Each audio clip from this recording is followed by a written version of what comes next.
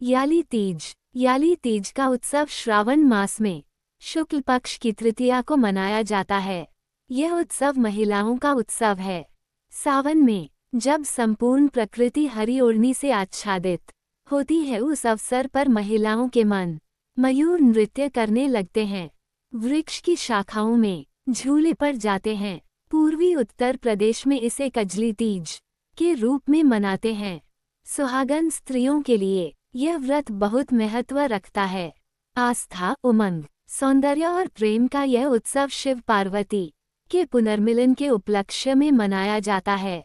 इच्छित वर और अखंड सौभाग्य के लिए मनाया जाता है। चारों ओर हरियाली होने के कारण इसे हरियाली तीज कहते हैं।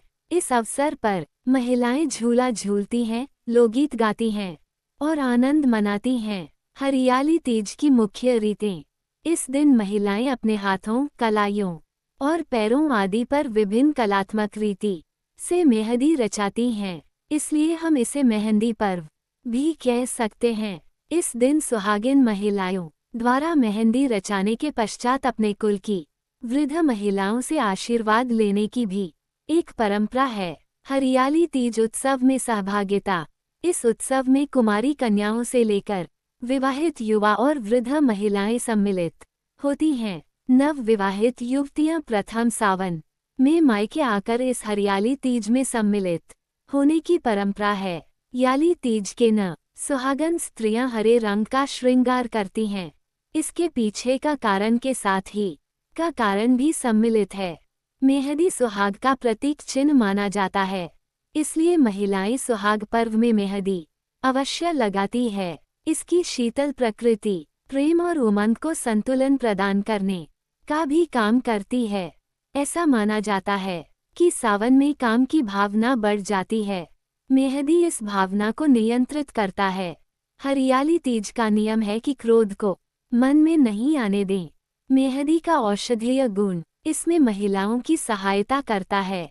इस व्रत में सास और बड़े नई दुल्हन को वस्त्र, हरी चूड़ियां, श्रृंगार सामग्री और मिठाइयां भेंट करती हैं। इनका उद्देश्य होता है दुल्हन का श्रृंगार और सुहाग सदा बना रहे और वंश की वृद्धि हो।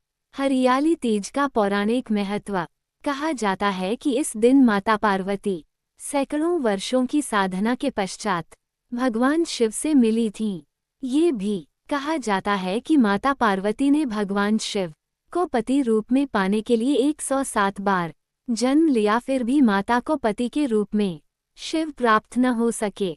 108वीं बार माता पार्वती ने जब जन्म लिया, तब श्रावण मास की शुक्ल पक्ष तृतीया को भगवान शिव पति रूप में प्राप्त हो सके, तभी से इस व्रत का प्रारंभ हुआ।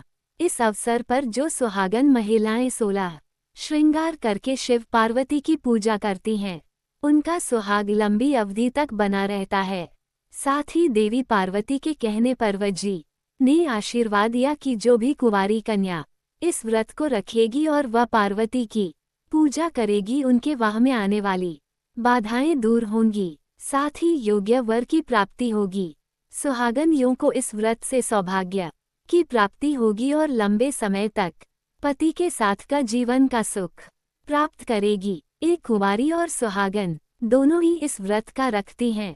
हरियाली तीज का मुख्य केंद्र।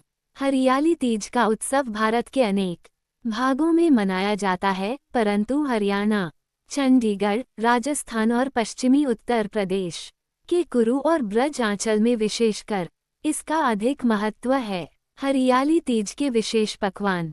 हरियाली तीज के अवसर से पहले बहुत से मिष्ठान और पकवान बनाए जाते हैं, जो विवाहित पुत्री के घर सिंजारे के रूप में दिए जाते हैं। ये पकवान फिर पूरे श्रावण माह में खाए जाते हैं। तीज पर विशेष रूप से पकवान भगवान उमा शंकर को भोग में चढ़ाए जाते हैं। भगवान शिव को प्रिय खीर और मालपुएन बनाए जाते हैं। घेवर व्यंजन भी विशेष रूप से बनाया जाता है। लंबे समय तक चलने वाले व्यंजन जैसे गुलगुले, शक्करपारे, सेवियां, मांडे आदि भी पकाए जाते हैं। हरियाणा में सुहाली व्यंजन भी बनाया जाता है।